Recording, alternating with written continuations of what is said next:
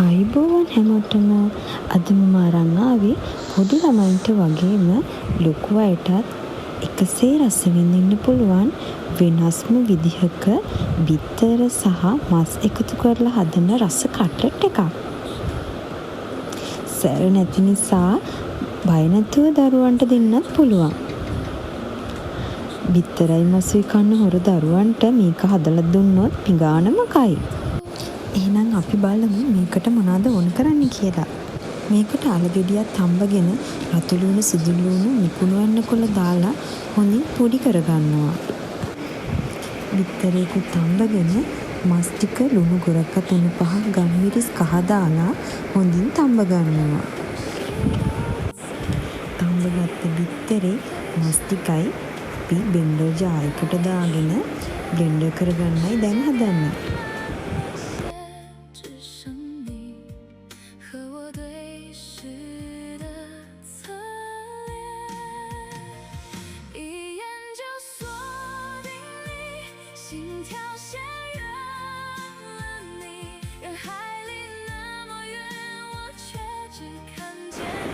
කලින් තඹගත්ත අල මිශ්‍රණයයි මස් මිශ්‍රණයයි දෙකම හොඳට අනා ගන්න ඕනේ.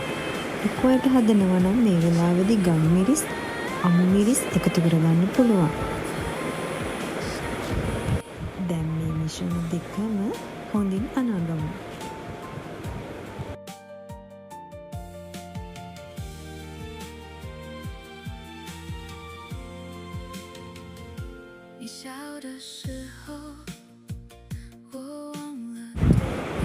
පාන් පිටි ටිකකට වතුර ටිකක් දාලා හොඳින් කලවම් කරගන්න ඕනේ.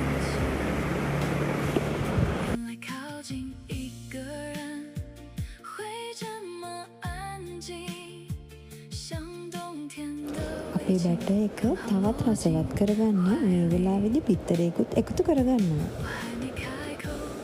ඒකත් හොඳින් කලවම් කරගන්න අමතක කරන්න එපා. දැන් බෝල කරගත්ත කට්ලට් අපි හදාගත්ත බැටර් එකට දාලා හොඳින් තවර ගන්න ඕනි.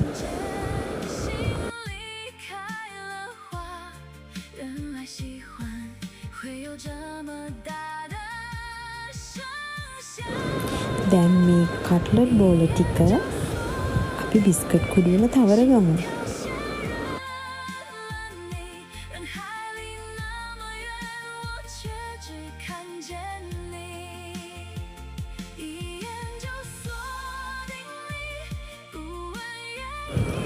දැන් ඉතින් රත් වුණු තෙල් එකට කට්ලට් එකින් එක දාලා රන්වන් පාට වෙනකන් බැදගන්න තමයි තියෙන්නේ.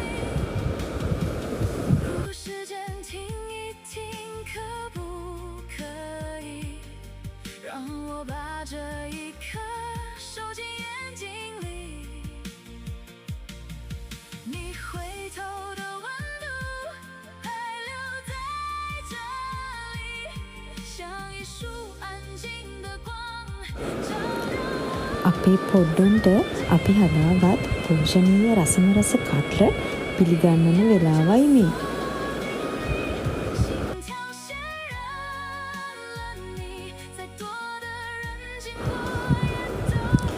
ඔයාලත් ඔයාලගේ පොඩ්ඩොන්ට මේවා හදලා දෙන්න. කොහොමද කියලා කමෙන්ට් එකක් දාන්නත් අමතක කරන්න එපා.